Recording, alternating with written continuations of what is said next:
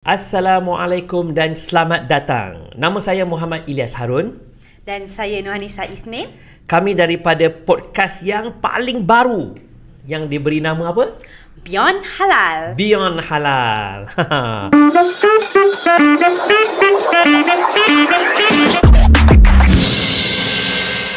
Kenapa Beyond Halal ni? Kenapa ya? Okey, kerana kita akan mengupaskan bukan sahaja tentang halal tetapi beyond than that. Bukan sahaja halal, malah food safety, fatwa terkini dan juga apa-apa sahaja yang related dengan halal. Ya, dan halal ni bila kita sebut halal, kadang-kadang orang ingat halal ni macam daripada sudut agama lah, benda yang tak boleh makan. Contohnya babi tak boleh makan. Betul. Kalau ayam tak sembelih tak boleh makan. Kan? Tapi sebenarnya halal ni bukan setakat hanya makan dan minum saja. Betul. Halal ni dia merangkumi banyak lagi benda-benda lain.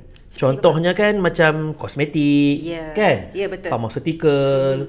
Ada juga ubat yang ada halal, ada ubat tak ada halal. Betul. Ada kosmetik yang halal. Ada juga kosmetik yang kita pakai tapi rupanya daripada sumber yang tak halal. Dan halal ni juga bukan setakat hanya sijil saja. Sekarang ni dah jadi satu, orang kata apa, industri yang besar. Kan? Ramai orang yang di luar sana yang Muslim, mereka nak membeli produk halal. Kan? Tapi tak tahu halal ke tak halal. Ya, betul. Kan? Kalau di Malaysia ni mungkin banyak lah. Tapi di luar negara kadang-kadang kita duk cari nak makan kat mana, nak beli produk apa kan. Jadi demand ataupun bahasa Melayu panggil apa demand? Bukan keperluan, apa panggil? Permintaan. Yes, permintaan. Nasib baik kita punya producer kita. Yes, producer yang hebat sekali. Jadi permintaan terhadap produk halal tu semakin meningkat. Jadi betul. Apa yang kita nak bincang dalam kita punya podcast ni bukan setakat halal haram, basic ataupun asas, tapi kita nak pergi beyond. Beyond lebih apa beyond daripada halal. Maksud halal tu, insya-Allah. Insya-Allah. Okey. Jadi macam mana dengan episod kita ni, first episod ni? Ya, betul. Kan saya sendiri pun sebenarnya saya tak pernah buat podcast ni. Saya pun ini pertama kali ini pertama kali buat podcast ni.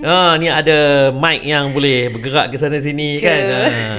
Tapi saya rasa benda ni penting lah. Kadang-kadang orang duk tanya soalan kan, nak tahu tentang isu-isu halal ni. Jadi dia tak tahu kat mana nak refer.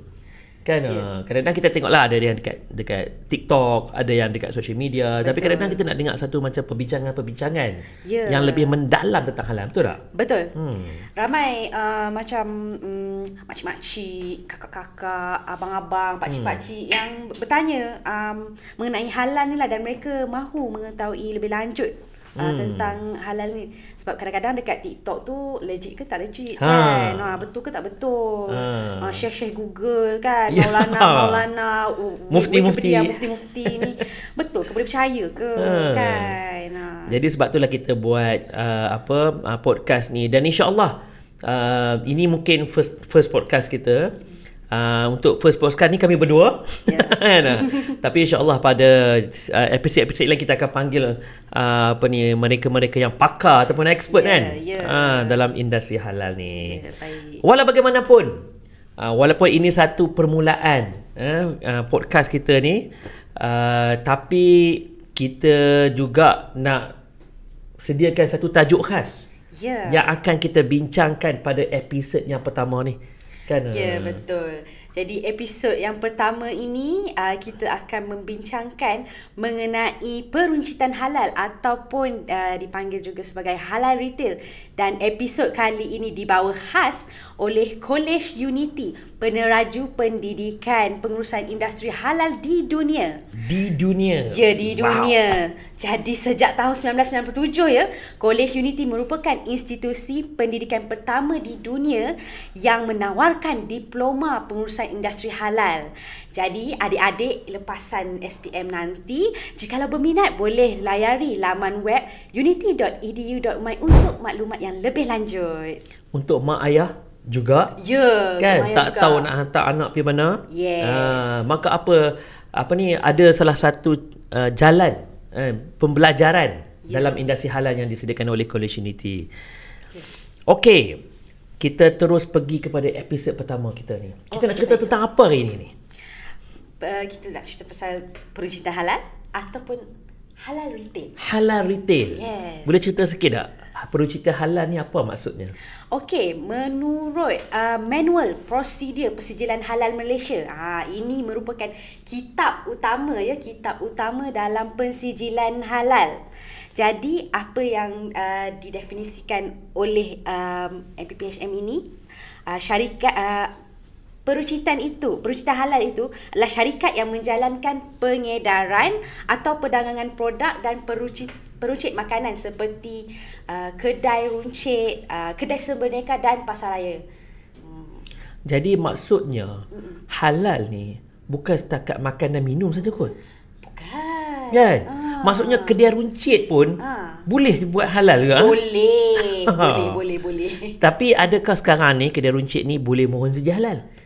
Itulah saya rasa saya tak perasan nampak mana-mana shopping mall ke kedai semberneka ke yang ada cop halal kan. Cop halal kan. Jadi kenapa tu ya Ustaz? Kenapa tu? Tak ada, tapi macam ada definisi dalam kitab utama ni kan, tapi betul. Kenapa tiada? Tiada sijilnya. Jadi buat masa sekarang ni mungkin pihak JAKIM belum lagi bersedia untuk membuka sijil halal untuk peruncitan ni. Runcit kan kedai runcit ni belum nampak lagi lah ada logo halalnya. Ada logo tu mungkin pada produk. Betul. Kan ataupun mungkin ada pada restoran yang berada dalam kedai runcit tersebut. Okey. Baik. Tapi bila kita sebut tentang peruncitan halal ni kan, maksudnya kita tak tahu apa yang dimaksudkan dengan mungkin peruncitan tu sendiri. Kan? Jadi adakah kita nak menghalalkan kaunter bayaran ke? Kita nak menghalalkan produk kat dalam tu ke? Kan, ataupun the whole peruncitan tu.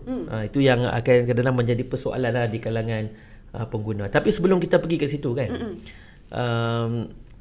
sebenarnya perlu tak kedai runcit ni dapat halal? Apa pandangan Anissa? Bagi saya perlulah, sebab dia memberi lebih keyakinan lah kepada para pengguna kan. Macam saya punya mak sendiri dia sangat ragu-ragu untuk membeli ayam.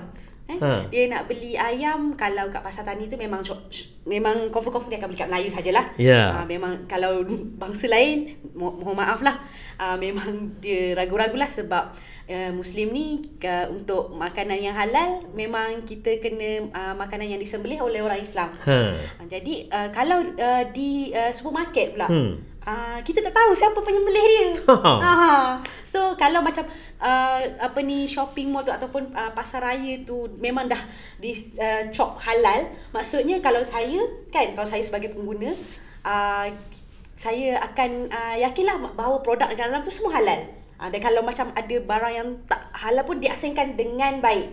Maksudnya tak ada apa-apa pencemaran lah yang boleh menyebabkan tidak halalnya produk tersebut.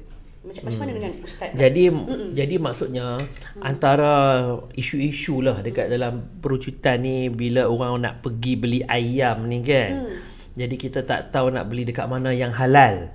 Selalu kalau dekat packaging tu ada logo, mungkinlah kita boleh beli. Betul. Tapi berapa orang yang tengok packaging ni? Kan kadang-kadang kita beli ayam yang kan ada macam ayam dekat pasaraya tu dia letak atas meja ais, tu kan. Atas ais kan. Kalau ada ais lah. Ada ais lagi kan. Jadi tak ada pula logo dekat ayam tu. Tak ada logo pula kat ayam. Tak ada logo. Jadi kita tak tahu ayam ni Pak Leman yang sembelih ke?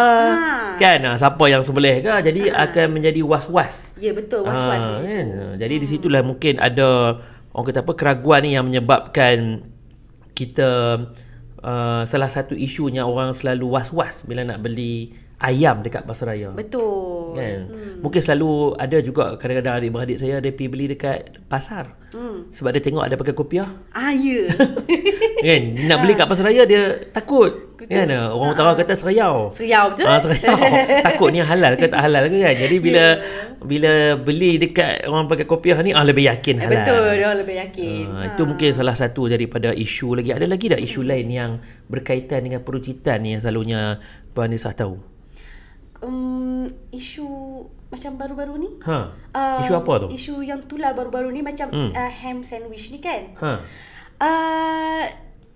kita rasa tertipu lah kan, sebab dia dah ada logo halal. Tapi ham sandwich guna nama tu saya macam macam mana boleh lepas pula kan nama ham tu, kalau ikutkan babi lah kan. Kalau macam kalau macam saya ni, kalau macam saya yang faham ni, saya tahulah ada ham tu chicken ham, ada beef ham, ada yang slice dia. Tapi kalau macam orang yang tak tahu, memang dia orang akan fikir tu babi lah. Ham ni apa maksud ham ni? Ham kalau kat luar negara, ham memang babi. Ham tu memang babi kan. Kalau dia satu potongan kan. Kalau macam dekat Malaysia ni, sefaham saya, ham tu boleh jadi chicken juga. Dia adalah sejenis potongan. Potongan tu dinamakan ham. So sepatutnya chicken ham. Tapi commonnya ham ni kira dekat luar negara common dia daging babi lah. Ya, memang daging babi. Hamburger kan. Ham apa lagi, ham sandwich. Jadi kalau produk tu ada logo halal, boleh tak kita letak nama ham tu? Sepatutnya tak boleh, sebab kalau ikutkan dia perlu diberi penjelasan. Dalam kalau ikut daripada manual prosedur ni, memang pihak JAKIM dah senaraikan dah kan, nama-nama yang tidak dibenarkan untuk digunakan untuk mohon sijil halal ni kan.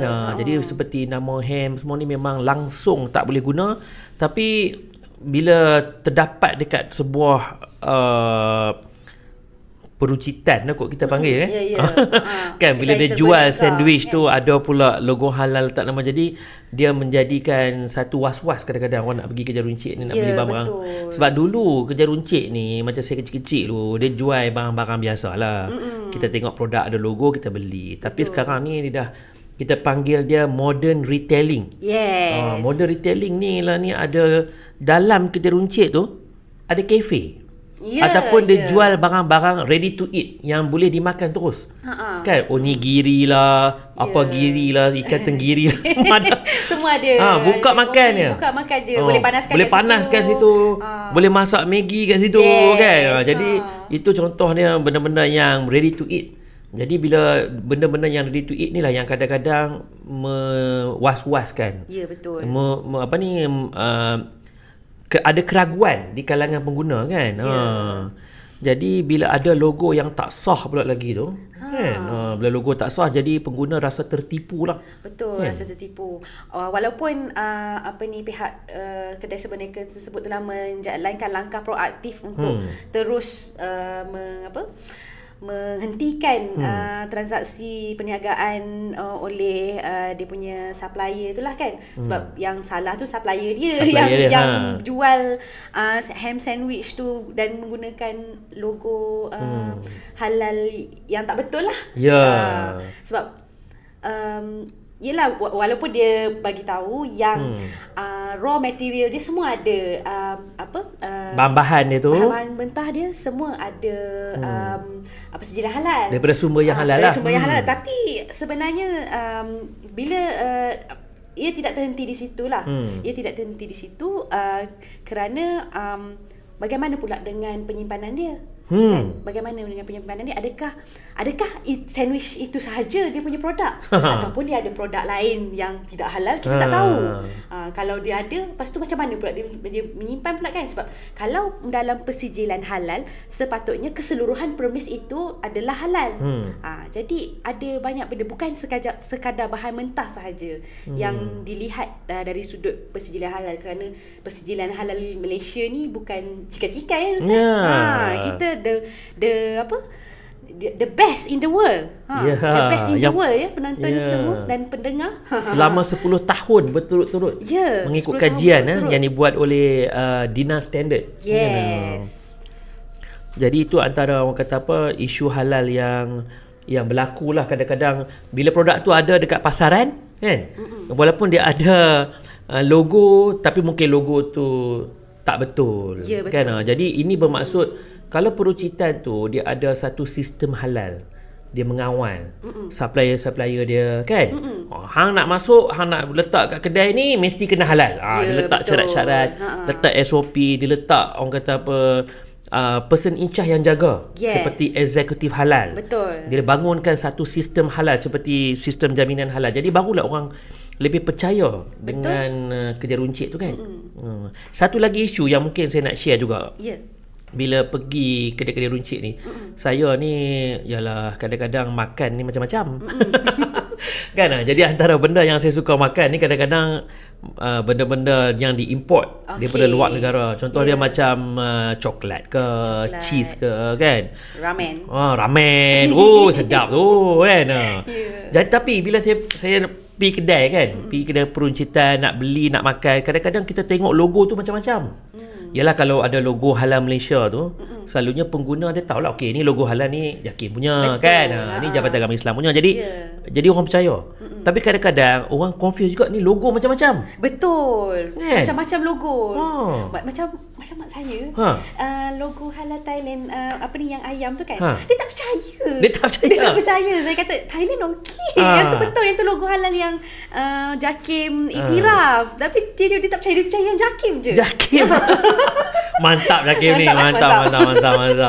Jadi kadang-kadang sampai macam tu orang confuse. Orang confuse. Jadi bila banyak sangat logo ni, kita boleh guna ke logo ni? Kan. Kan nak masak tom yum, kadang-kadang beli pes kat kedai ni, ada logo ni, boleh percaya ke logo ni kan? Dia takut kena tipu. Jadi itu antara orang kata apa, satu benda keraguan yang dalam halal retail ni. Ya, betul. Jadi di sini juga saya nak kongsikan lah dengan kita punya pendengar dan juga penonton. Yes. Penonton biasalah pertama kali buat podcast kadang-kadang lupa nak panggil siapa. Jadi dengan penonton kita kan. Jadi di Malaysia kita ni memang walaupun kita ada banyak logo halal di luar negara, yang mana kita ada lebih kurang yang terkini lah kan, lebih kurang dalam 88 logo 88 daripada seluruh dunia. Macam mana nak ingat tu Ustaz? Macam mana nak ingat kan? Kita kadang-kadang satu logo pun susah nak ingat. Jadi di sini saya nak kongsikan dengan semua bahawa kita tak perlu risau. Sebab apa? Hanya logo yang dibenarkan, yang disahkan oleh pihak kerajaan, yang dibenarkan untuk dijual dekat pasaran. Kalau sebuah pasaraya ni dia menjual produk yang mempunyai logo-logo yang tak recognize oleh pihak JAKIM atau Jabatan Agama Islam Negeri, maka boleh dikenakan tindakan undang-undang. Jadi apa orang kata apa, kita di Malaysia ni ada consumer protection. Kan, untuk mengawal pengguna-pengguna, terutama sekali pengguna Muslim lah kan. Betul. Jadi sebab tu kita tak boleh sebenarnya kalau nak jual sebagai kedai peruncit, kalau saya nak jual kena tengok logo tu. Ni logo ni sah ke tak sah kan? Kalau sah, okey kami boleh jual. Kalau tak sah, jangan buat masuk, jangan jual. Sebab kami yang kena. Betul. Jadi ini antara yang saya nampak orang kata apa berkenaan dengan isu-isu yang ada dalam retail ni. Kan? Jadi kadang-kadang pengguna pun was-was, dan kadang-kadang pengurusan syarikat peruncitan pun mungkin dia orang pun tak tahu detail kan macam mana consumer Muslim dan sebagainya. Kan? Jadi saya rasa kita kena ada satu solution lah. Ya, betul. Betul tak? Betul kena ada satu solution. Jadi contohnya lah sebagai pandangan saya kan, walaupun pihak JAKIM dia belum lagi apply sijil halal, belum lagi buka kepada skim persijil halal, mungkin in future saya tak pastilah. Dan juga kita tahu ada beberapa syarikat peruncitan pun yang dah mula untuk memohon sijil halal, tapi bukan full retail. Dia mungkin half dia mohon untuk dia punya kafe kan, ada kan kita dengar di akhbar-akhbar. Jadi tapi saya punya pandangan saya, syarikat peruncitan ni kena ambil responsibility. Betul, dia kena ambil responsibility. Jadi mereka kena contohnya bangunkan SOP tentang halal kan, betul. Buat satu guideline internally dalam syarikat, buat audit selalu kepada produk-produk halal. Ni lantik kita ada banyak orang-orang expert halal ni. Banyak. Betul tak? Betul. Macam di College Unity pun ada dia punya graduan-graduan dalam industri halal ni. Jadi boleh lantik mereka untuk menjaga SOP, membuat SOP untuk syarikat anda. Mungkin membuat audit dekat dalam aula-aula dekat Malaysia. Betul. Tengok produk mana yang boleh masuk, yang mana halal betul atau mana halal tak betul. Jadi saya rasa itu satu tanggungjawab lah kan, oleh pihak retail. Walaupun mungkin belum ada lagi sijil halal. Betul. Bagaimana pula dengan penguatkuasaan Ustaz? Sejauh mana penguatkuasaan mengenai peruncitan halal ni lah, maksudnya penguatkuasaan terhadap logo-logo halal yang tidak diiktiraf oleh JAKIM?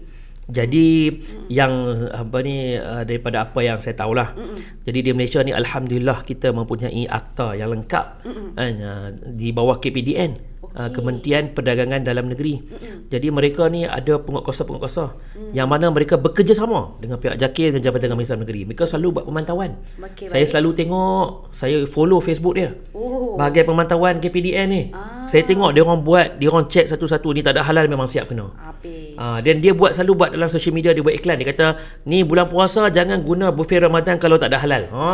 Ramadan nak datang kan. Jadi awas kepada di luar sana, jangan gunakan buffet Ramadan jikalau anda tidak memegang sijil halal Malaysia. Ya, dan juga bukan buffet Ramadan dah. Apa-apa yang berkaitan dengan agama Islam. Contohnya Muslim friendly lah. Apa ni, restoran ini makanannya daripada kitchen halal. Tak boleh. Walaupun tak ada sijil, kalau tak ada sijil halal tak boleh. Outlet tu kena dapatkan halal dulu. Baru boleh declare macam tu. Jadi ini benda-benda awareness lah pada pandangan saya kan. Jadi apa lagi solusi-solusi lain yang boleh kita sediakan, yang boleh kita bagi pandangan lah kepada kita punya apa ni, peruncitan kita ni. Kan. Mungkin peranan teknologi juga ya Ustaz. Macam ada aplikasi yang telah dibangunkan untuk check status halal atau tidak halal, tapi saya rasa perlu di-improve lagi lah untuk lebih data tu bagi lebih lengkap lah. Sebab kadang-kadang saya pernah try juga guna aplikasi tersebut, tetapi syarikat yang sememangnya merupakan pemegang sijil halal Malaysia tidak ada dalam aplikasi tersebut. Tak ada dalam database dia. Tak ada dalam database. Jadi mungkin di situ kita boleh improve lah. Saya rasa saya boleh buat satu. Wow. Kan? Boleh. Sebelum ni orang nak tanya halal, dia call saya, dia WhatsApp saya. Saya ni dah jadi macam pusat pertanyaan halal. Kan? Jadi mungkin boleh buat app satu ke, mana nak tahu kan. Tanyalah Ustaz Ilyas. Tapi saya juga nak sharekan tentang teknologi. Saya rasa tu satu idea yang bagus. Contohnya macam kalaulah peruncitan ni dia ada sistem, contohnya macam blockchain. Kan, jadi dia boleh tahu bahan yang dia jual dekat pasaran tu ada sijil tak ada sijil, ada orang kata expired ke belum. Mungkin dia boleh menggunakan sistem-sistem terkini. AI lah, blockchain lah. Sekarang masa dah canggih. Betul. Kan, saya bukanlah pandai sangat dalam retail tu kan. Tapi saya rasa benda tu mungkin boleh diberi satu keutamaan jugalah untuk pengguna-pengguna Muslim ni. Okey, baik. Saya juga rasa bukan itu sahaja. Pengguna juga perlu mempunyai tanggungjawab untuk ceklah status premis tersebut halal atau tidak, dan boleh melayari website JAKIM atau MyEHalal dan cek di sana status halal sesebuah syarikat tersebut. Dan jikalau ada sebarang yang meragukan atau aduan, boleh buat aduan melalui SPAB JAKIM di http://islam.spab.government.my. Nanti boleh kita juga akan masukkan di nota kaki kita. Dan juga ni kami kepada tuan-tuan dan puan-puan, para pendengar dan penonton. Saya ingat dah penonton ni. Jadi kami ada dua je kat studio ni kan, sekali dengan kita punya tim lah.